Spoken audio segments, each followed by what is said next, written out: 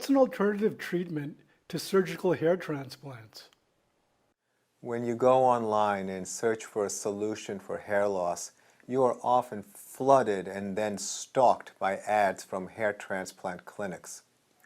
For a long time, a certain percentage of people were resigned to pursue a hair transplant because there was no other alternative.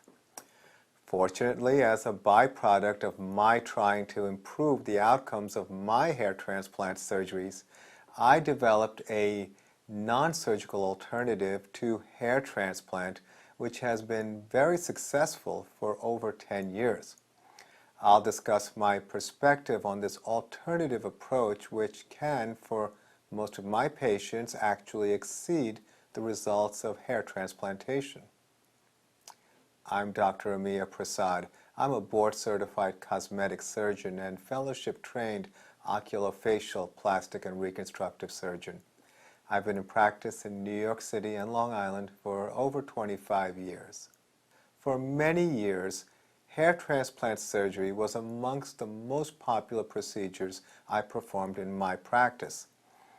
As a cosmetic surgeon, I was used to a high rate of satisfaction for my facial and body cosmetic procedures, and at the same time I was frustrated with getting consistent results and having comparable satisfaction with hair transplant surgery. The two areas that I wanted to focus attention on was to optimize hair graft survival so the yield would improve, and to get better healing of the donor area where the strips of hair-bearing skin was harvested. In an effort to achieve this, I applied extracellular matrix by ACell with PRP at the time of surgery. I recognized that in addition to improved graft yield and donor area healing, that thinning hair became thicker. I focused my attention and resources to determine how to optimally dose and deliver this material for different types of hair loss for both men and women. This work took many years, and ultimately I was able to achieve consistent results for both men and women with androgenetic alopecia, and created TrichoStem Hair Regeneration. With only 1 to 2 treatment sessions, we've been helping people from around the world improve their appearance and their confidence with over 99% success. Many of my patients who were considering hair transplant surgery prior did not feel that they needed surgery after having TrichoStem hair regeneration treatment. There is no question that TrichoStem hair regeneration is now the industry benchmark for ACell and PRP treatments, which seem to appear en masse many years after we developed our treatment. I often see people who, professionally speaking, were not ideal candidates for hair transplant surgery, and yet they underwent not just one, but several hair transplant procedures. These patients perceived that their only option was to undergo hair transplant surgery. Unfortunately, they fell victim to the aggressive salesmanship of hair transplant factories, both in this country and, for considerably lower cost, internationally. There are two groups of people who, in my opinion, with limited exception, should not have hair transplant surgery. One group is men in their 20s, and the other is women who typically have a diffuse hair thinning pattern. When estimating the incidence of hair loss in men, we use a general rule of thumb called the rule of decades. For example, if you are in your 20s, about 20% of your contemporaries have hair loss, while 80% don't. If you're in your 50s, you are probably aware that 50% or more of your contemporaries have hair loss. Essentially, the age of onset and the rate of hair loss needs to be factored when considering a treatment strategy that involves hair transplant surgery. The source for hair for transplantation is the limited donor area in the back of the scalp. A younger man who undergoes hair transplant will continue to lose hair at a much faster rate by the nature of their type of hair loss in comparison to a middle-aged man with the same level of hair loss. This means that the donor area will run out sooner if the transplantation is performed repeatedly to keep up with the ongoing hair loss. It's also important to understand that the aesthetic expectations are different for a younger man in comparison to a middle-aged man. This means that regardless of the amount of surgery performed on a younger man who is suffering from moderate to advanced hair loss, it is unlikely that they will achieve density and coverage comparable to the 80% of their peer group. Unfortunately, a lot of men who choose to have several transplants beginning in their 20s often regret having had these surgeries when they are in their mid to late 30s. This is because they continue to lose their hair, and the remaining hair they have is transplanted hair, which doesn't have good density and doesn't look very natural. I treat a lot of women with hair loss in my practice. This type of hair loss is referred to as female pattern hair loss and is also called androgenetic alopecia. This type of hair loss is characterized by diffuse thinning with no areas of smooth, non-hair-bearing skin.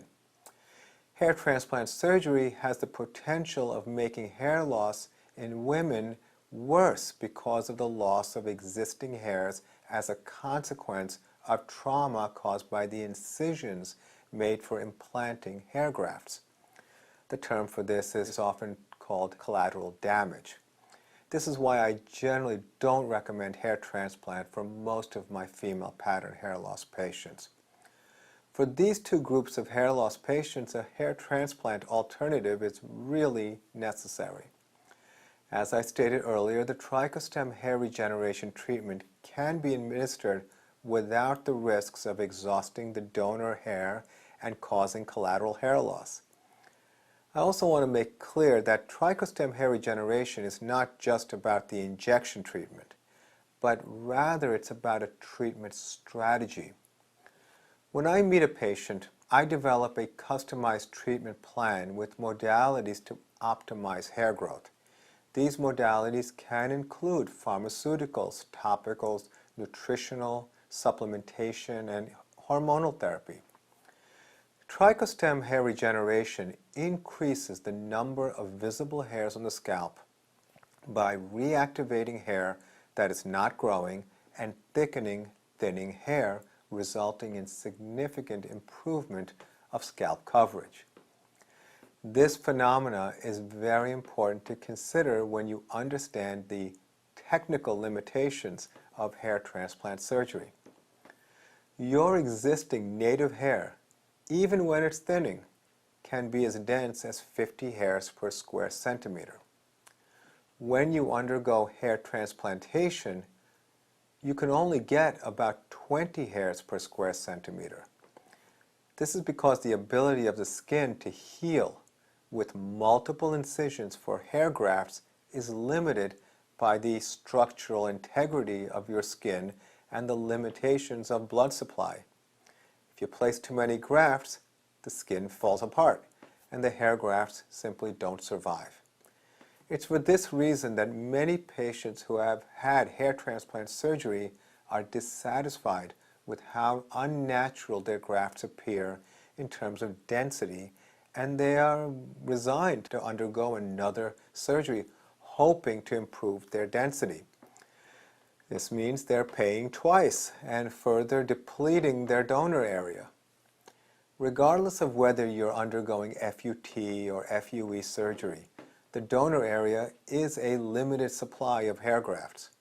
In order to achieve density that looks natural, you need a lot more than the number of grafts you can maximally harvest from the back of the scalp. It's simply a surface area mismatch. The top of the scalp is a lot larger than the limited area of hair-bearing skin that is genetically resistant to hair loss.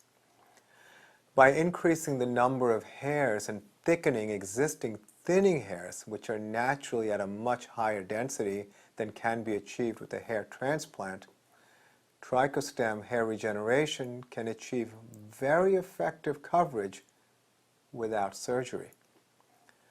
Although the marketing of hair transplants seems so alluring, essentially hair transplantation is moving hair from one location to another. Unfortunately, there is a certain percentage, sometimes as high as 90% of hairs, which don't survive being moved from one location to another. Further, as mentioned earlier, collateral damage to existing hairs in the recipient area results in significant loss of potential density and coverage in spite of transplantation.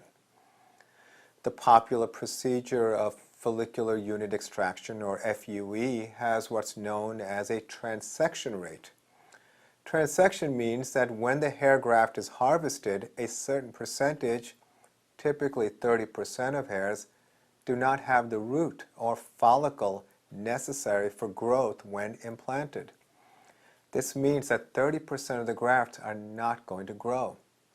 In addition, there is a percentage of grafts that are intact which don't survive. I see so many patients every week who have had 3 hair transplants and are frustrated and disheartened by this type of experience. Since they're no longer able to have any more surgery, they need a new approach to their situation.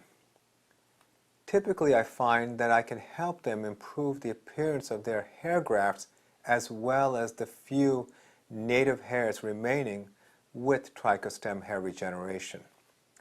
In fact, I've helped many people with old hair transplants by not only improving the quality of their transplanted hair, but also by reactivating hair that was transplanted and simply not growing. It's important to understand that hair transplant surgery is very traumatic to the scalp. If you just think about a surgery where you have 1,500 to 2,500 stabs in the scalp, you can imagine how there can be vascular compromise and scar tissue resulting in a suboptimal environment for hair growth. By using acellular matrix and platelet-rich plasma, I believe I'm creating a better environment by optimizing blood supply and recruiting your adult stem cells into the deeper layers of the skin where the hair follicles are. It's important to recognize that particularly with procedures like FUE, hair is being harvested from areas outside of the true permanent zone.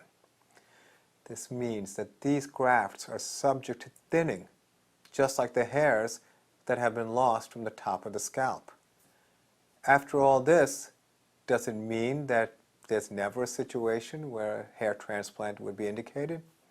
Of course not. There are cases of advanced hair loss, particularly frontal hair loss, where there are no more viable hair follicles to treat non-surgically. Typically, the same patient who would benefit from transplantation to the frontal area also has some hair in the mid-scalp and behind, in the crown. Recalling that hair transplant is still very limited by the number of hairs that can be successfully transplanted and the limitations of achieving natural density, a strategy can be employed where optimal coverage can be achieved maximally before the patient undergoes hair transplant surgery.